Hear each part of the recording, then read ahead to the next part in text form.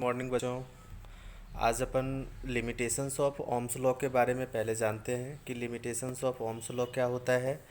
जिसमें अपन कहते हैं कि the Ohm's law is obtained by the many substances, है ना, under certain conditions, but it is not a fundamental law of nature. Ohm's law को फंडामेंटल लॉ ऑफ नेचर के अंदर नहीं रखा गया। क्यों नहीं रखा गया? तो इसके अंदर एक्चुअली होता क्या है कि जब अपन कोई कॉम्प्लिकेटेड सर्किट को जब अपन यहाँ पे यूज़ करते हैं तो वहाँ पे ओम्स लॉ जो है वो अपन को फेल हो जाता है, वो यूज़ में नहीं आ पाता है। तो वहाँ पे क्या होता है कि अपन किरचॉफ्स लॉ को जानते हैं, जो कि अपन चैप्टर थर्ड में पढ़ेंगे इसको डिटेल्स में, किरचॉफ्स लॉ को। तो इसीलिए अपन कहते हैं कि इसको फंडामेंटल लॉ ऑफ नेचर के अंदर इसको नहीं रखते हैं। ठीक है। तो इसके कुछ कंडीशंस हैं ओहमिक और नॉन ओहमिक कंडक्टर्स के, उसके बारे में अपन यहाँ पे जानते हैं। तो first of all we have to study about the ohmic conductors. तो ओहमिक कंडक्टर्स क्या होते हैं? द कहते हैं अपन the conductors which obey Ohm's law, है ना। ऐसे कंडक्टर्स जो ओम्स लॉ को फॉलो करते हैं उसको अपन ओहमिक कंडक्टर्स कहते हैं। और नॉन ओहमिक क्या होते हैं? ऐसे कंडक्टर्स जो ओम्स लॉ को फॉलो नहीं करते हैं उसको नॉन ओहमिक कंडक्टर्स कहते हैं। ठीक है। तो इसका क्या कंडीशंस है वो देखिए। इसमें हमने वी आई ग्राफ एक यहाँ पे क्रिएट करके रखा है, जिसमें हमने लिखा है कि V I graph for ohmic conductor is a straight line passing through the origin. मतलब कि V and I is directly proportional according to Ohm's law, इसलिए हमने इसको क्या लिखा है? Directly proportional. ठीक है। सेकेंड थिंग है नॉन ओहमिक कंडक्टर्स, जिसके the conductors which does not obey Ohm's law, है ना। उसको अपन फॉलोइंग नॉन ओहमिक सिचुएशंस जो होता है वो अपन को फॉलो करता है। जिससे इसमें क्या होता है कि देखो ये ओरिजिन से स्ट्रेट लाइन तो है ये, लेकिन ओरिजिन से पास करता हुआ नहीं है ना। तो ये अपन प्रोपोर्शनलिटी को शो नहीं करेगा, इसीलिए अपन को कहेंगे ये नॉन ओहमिक कंडक्टर्स को शो कर रहा है। ठीक है। वी आई रिलेशनशिप फोर इसका जो है वो नॉन लीनियर के कंडीशंस को जस्टिफाई करता है। ठीक है। उसके बाद अपन कहते हैं V I relationship depends on the sign of the V. ठीक है। मतलब वी आई जो पोटेंशियल और करंट का जो रिलेशनशिप है वो डिपेंड करता है पोटेंशियल के साइन पे। ठीक है। दूसरी चीज़ें कह रखे हैं अपन कि V I relationship is not unique. ये कोई यूनिक नहीं होता, ये वेरी करता रहता है, कोई फिक्स चीज़ नहीं होती है। ठीक है। तो ये अपन लिमिटेशंस के अंदर ये चार पांच पॉइंट्स जो भी हैं अपन जो ये मेंशन कर रखे हैं इसको आप लोग जो है लिखोगे। ठीक है। उसके बाद एक टर्म आया है सुपर कंडक्टिविटी। तो व्हाट इज़ सुपर कंडक्टिविटी? तो सुपर कंडक्टिविटी अपन कहते हैं कि the phenomenon of complete loss of resistivity by certain metal and alloys when they are cooled. Actually missing है यहाँ पे, कुलेड है। ठीक है। Below a certain temperature is called the superconductivity. मतलब कि जैसे किसी मेटल कंडक्टर को अपन क्या करते हैं कि उसकी जो रजिस्टिविटी को किसी भी मेटल कंडक्टर का अगर वो कम्प्लीटली लॉस कर दें, तो वो कम्प्लीटली लॉस कब होगा? तो वो क्या होता है, एक सर्टेन टेम्परेचर होता है जिसको अपन क्रिटिकल टेम्परेचर के नाम से जानते हैं। उस क्रिटिकल टेम्परेचर से जब अपन कम टेम्परेचर कर देते हैं तो वो मेटल कंडक्टर जो है उसकी रजिस्टिविटी वो कम्प्लीटली लॉस हो जाती है। तो जब रजिस्टिविटी अगर कम्प्लीटली लॉस किसी मेटल कंडक्टर की हो जाएगी एक सर्टेन टेम्परेचर से कम करने के बाद, तो वो जो कंडक्टर बना वो कंडक्टर सुपर कंडक्टर बन जाता है। जैसे अपन माइक्रो कंप्यूटर माइक्रो चिप सब जो लगाते हैं ना वो सब एक क्या है, सुपर कंडक्टर है। ठीक है। तो उसको उस तरीके से बनाया जाता है। उसके बाद अपन यहाँ पे क्रिटिकल टेम्परेचर को भी डिफाइन कर लेते हैं। क्रिटिकल टेम्परेचर क्या होता है? तो the temperature at which normal conductor under goes, है ना, ट्रांसफॉर्म्ड इनटू सुपर कंडक्टर। कोई भी नॉर्मल कंडक्टर जो है अगर वो ट्रांसफॉर्म हो करके सुपर कंडक्टर में अगर चेंज हो जाता है, चला जाता है, ठीक है, इसी को अपन क्या कहते हैं? Critical temperature. जिस टेम्परेचर पे ऐसा चेंजिंग होता है उसी टेम्परेचर को अपन क्रिटिकल टेम्परेचर कहते हैं।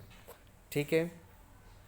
इसके अपन ने यहाँ पे ग्राफ भी दे रखा है जिसमें हमने यहाँ पे दिखा रखा है ये जो रेड लाइन है यहाँ पे अपन ने ये क्रिटिकल टेम्परेचर है, इससे बिलो करेंगे तो इसकी कम्प्लीटली रेजिस्टिविटी जो है वो ख़त्म हो जाती है और वो एक सुपर कंडक्टर मैन्युफैक्चर हो जाता है।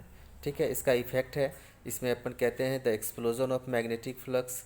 ठीक है। मैग्नेटिक फ्लक्स अब पढ़ेंगे अपन नेक्स्ट आगे मैग्नेटिक वाले चैप्टर के अंदर। ठीक है। From a super conducting material when it collide to the temperature below the critical temperature in a magnetic field is called, ये इसके इफेक्ट को शो करने का काम करेगा। ठीक है, उसके बाद अपन कहते हैं इसके अंदर application of super conductor. Super conductor का यूज़ कहाँ कहाँ करते हैं, तो ये अपन ने 4 पॉइंट्स लिख रखे हैं, जिसमें अपन कहते हैं for producing high magnetic field required for research. ठीक है, second number for storage of many for storage of memory in high speed computers. ठीक है, in construction of very sensitive galvanometer. Okay, in transportations के अंदर भी use किया जाता है इसके अंदर। ठीक है, लिमिटेशंस ऑफ ट्रांसपोर्टेशन के लिए भी इसको यूज़ करेंगे। उसके बाद अपन कहते हैं internal resistance of a cell. अब ये क्या है, इंटरनल रेजिस्टेंस है ना। इंटरनल, अभी तक अपन जो सर्किट के ऊपर जो रेजिस्टेंस पढ़ते हैं उसको अपन कहते हैं एक्सटर्नल रेजिस्टेंस, लेकिन यहाँ पे हमने कहा internal resistance of a cell. तो सेल के अंदर जनरली क्या होता है, इलेक्ट्रोलाइट सॉल्यूशन होता है। वही इलेक्ट्रोलाइट सॉल्यूशन के अंदर भी बहुत सारे इम्प्योरिटीज़ होते हैं, उसी को अपन यहाँ पे इंटरनल रेजिस्टेंस के फॉर्म में अपन इसको जानते हैं।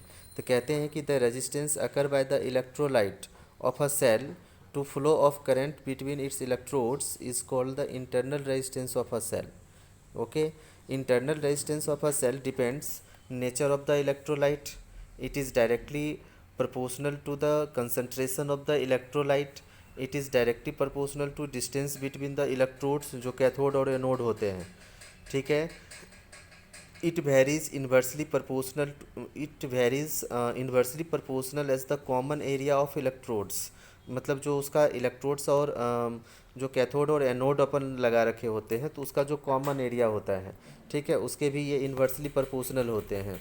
Okay, internal resistance of a cell increases due to decrease in temperature. Okay, अब अपन यहाँ पे एक रिलेशनशिप है, ये आपसे पूछा जाता है एग्ज़ामों के अंदर, बोर्ड के पॉइंट ऑफ व्यू से भी ये इम्पोर्टेंट है। इसमें अपन कहते हैं रिलेशन बिटवीन इंटरनल रेजिस्टेंस, ठीक है, terminal potential difference and EMF of a cell. मतलब small r internal resistance, potential difference जो सर्किट के ऊपर होता है किसी एक्सटर्नल रेजिस्टेंस के कारण, वो पोटेंशियल डिफरेंस और ईएमएफ ऑफ सेल, इन तीनों के बीच में क्या रिलेशनशिप होता है। इस रिलेशनशिप को कंस्ट्रक्ट करने के लिए हमने क्या क्या एक सर्किट तैयार किया, जिसमें हमने लिखा है यहाँ पे देखो सेल है, जिसमें हमने ईएमएफ दे रखा है, पॉजिटिव नेगेटिव शो कर रखा है, और यहीं पे जस्ट सटा हुआ है रेजिस्टेंस का टर्म जिसको हम स्मॉल आर से रिप्रेजेंट कर रखे हैं, यही internal resistance of the cell है। और उसके बाद अपन यहाँ पे जो है ए एंड बी के थ्रू जो हमने दिया एक्सटर्नल रेजिस्टेंस है, और इसी के अक्रॉस एक पोटेंशियल डिफरेंस भी हमने यहाँ पे शो कर रखा है। ठीक है, तो अपन को यही चीज़ें भी ईएमएफ और इंटरनल रेजिस्टेंस के बीच में क्या रिलेशनशिप होता है, इसी चीज़ को अपन को वहाँ पे बताना है। ठीक है, अब यहाँ पे देखो फिगर के थ्रू अपन यहाँ से कहते हैं ईएमएफ ऑफ अ सेल। तो किसी भी सर्किट के अंदर जैसे ईएमएफ ऑफ सेल अपन जो देते हैं तो पोटेंशियल डिफरेंस जो होता है वो टोटल पोटेंशियल डिफरेंस के बराबर होता है। तो अपन V प्लस के V डैश लिखा है। तो हमारे सर्किट के अंदर देखो कि दो रेजिस्टेंस है, एक तो अपन को कैपिटल R है और दूसरा स्मॉल r है। तो स्मॉल r के कारण V डैश बना और कैपिटल R के कारण V पोटेंशियल डिफरेंस क्रिएट हुआ। तो टोटल पोटेंशियल जो अपन ने लिखा है वो V प्लस के V डैश है, इसी को अपन ईएमएफ ऑफ द सेल कह रहे हैं। ठीक है, अब अपन ने ओम्स लॉ लगाया, तो ओम्स लॉ क्या कहता है, V is equals to I R. तो यहाँ पे V dash is equals to I R. ठीक है, तो ईएमएफ की जगह अपन ने इसकी वैल्यू पुट कर दी आई आर प्लस के I R, EMF is equals to I R plus R, R को अपन ने कॉमन ले लिया। ठीक है, तो यहाँ से आई को हमने सब्जेक्ट बनाया तो ईएमएफ अपॉन में आर प्लस आर हो गया। ओके, अब बट अपन को ओम्स लॉ क्या कहता है, V is equals to I R. तो अपन यहाँ से V is equals to I की जगह हमने क्या किया, ईएमएफ अपॉन में आर प्लस आर पुट कर दिया। तो ये सेक्शन कंप्लीट हो गया। उसके बाद अपन क्या कहते हैं, अब यहाँ पे देखिए EMF is equals to V plus V dash, ये हमने स्टार्टिंग में बता रखा था। टोटल ईएमएफ जो होता है वो total potential difference across the circuit के बराबर होता है। तो अपन यहाँ से V को सब्जेक्ट बनाएंगे तो ईएमएफ माइनस के V डैश हो जाएगा। तो यहाँ से ईएमएफ V डैश को अपन आई आर लिख सकते हैं। तो ये एक रिलेशनशिप देखो, V हो गया पोटेंशियल डिफरेंस, ईएमएफ सेल का हो गया, और यहाँ पे स्मॉल आर है इंटरनल रेजिस्टेंस, तो ये भी एक रिलेशनशिप है। ठीक है, इसको ध्यान रखना है आपको। उसके बाद अपन कहते हैं कि V minus E M F is equals to minus I R भी कह सकते हो आप। E M F minus V is equals to I R, small R is equals to E M F minus V upon में I. Clear, ये ध्यान रखना है आपको, और ये डेरिवेशंस को अच्छे से एक बार करना है आप लोगों को। खुद से भी आप इसको प्रैक्टिस कर लोगे, इसमें अगर कोई दिक्कत आए तो फिर आप पूछ लेना मेरे से।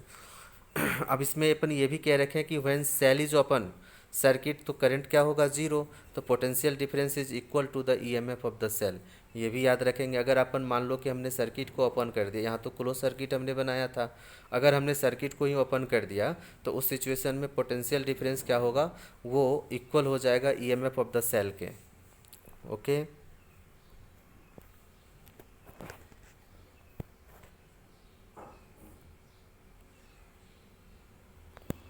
और इसमें ये भी चीज़ें आपको ध्यान में रखना, जैसे इसको मैं एक बार फिर से इसको रिवीजन कर देता हूँ डेरिवेशंस को। जैसे अपन ने लिखा है यहाँ पे सर्किट के अंदर टोटल अपन ने लिखा है ना, जैसे ईएमएफ है, तो सेल का जो ईएमएफ होता है ना, यही अपन को करंट प्रोड्यूस करता है। जैसे पॉजिटिव से ये करंट निकलना स्टार्ट हुआ और ये क्या करेगा, नेगेटिव टर्मिनल की ओर आएगा। तो यहाँ पे अपन क्या कहते हैं कि जैसे ए से बी जाएंगे अपन, तो यहाँ पे एक एक्सटर्नल रेजिस्टेंस के कारण पोटेंशियल डिफरेंस भी हो गया, और यहाँ पे इंटरनल रेजिस्टेंस के कारण वी डैश हो जाएगा। ठीक है, तो यहाँ पे ईएमएफ ऑफ द सेल, तो टोटल पोटेंशियल वी प्लस के वी डैश हो जाएंगे। ओम्स लॉ अपन को लगा लेने हैं, जिसमें V is equals to I R, V dash is equals to I R, मतलब इंटरनल रेजिस्टेंस के कारण। फिर अपन ईएमएफ, अपन टोटल ईएमएफ क्या कहेंगे, I R plus I R, तो आई को कॉमन ले लिया तो आर प्लस आर अपन को बच गए। यहाँ से I is equals to E M F upon में आर प्लस आर कहेंगे, but V is equals to I R कहते हैं, तो वी को यहाँ आई की वैल्यू को पुट कर दिया ई एम एफ अपॉन में आर प्लस आर इंटू में कैपिटल आर। ठीक है, तो E M F is equals to V plus के वी डैश हो गए। अब यहाँ से अपन वी को सब्जेक्ट बनाया तो ई एम एफ माइनस के वी डैश लिख सकते हैं अपन। तो वी इज इक्वस टू, अब ई एम एफ की वैल्यू देखिए, वी डैश की वैल्यू अपन को स्मॉल आई आर होते हैं, तो ये एक रिलेशनशिप कंस्ट्रक्ट हो गया। ठीक है, तो अपन V minus E M F is equals to minus I R भी लिख सकते हो आप। इसी को हमने माइनस को कॉमन ले लिया यहाँ पे, तो माइनस कॉमन ले लेंगे तो इससे क्या होगा कि ई एम एफ माइनस भी, मतलब कि ये नेगेटिव का था तो ये पॉजिटिव बन जाएगा, और ये पॉजिटिव का है तो ये नेगेटिव बन जाएगा। ठीक है, तो यहाँ से अपन को आई आर मिल गए। उसके बाद अपन ने आर इज इक्वस टू लिखा इंटरनल रेजिस्टेंस। तो ये चीज़ें भी आपको यहाँ पे ध्यान रखना है कि internal resistance is equals to E M F minus V upon में आई। दैट मीन्स कि इंटरनल रेजिस्टेंस आप डायरेक्ट नहीं निकाल सकते हो। इंटरनल रेजिस्टेंस को निकालने के लिए हमें हमेशा सेल के ईएमएफ की ज़रूरत पड़ेगी ही पड़ेगी। विदाउट ईएमएफ आप इंटरनल रेजिस्टेंस को फाइंड आउट नहीं कर सकते हो। ठीक है, तो ये चीज़ें अपन को ध्यान में रखना है। इसको एक बार आप लोग रिवाइज़ कर लेना। फिर भी कोई क्वेरी आती है तो मैं 10 मिनट का लाइव क्लास ले लूँगा, उसमें आप मुझे क्वेरी पूछ लेना। ठीक है बच्चों, ओके, थैंक यू।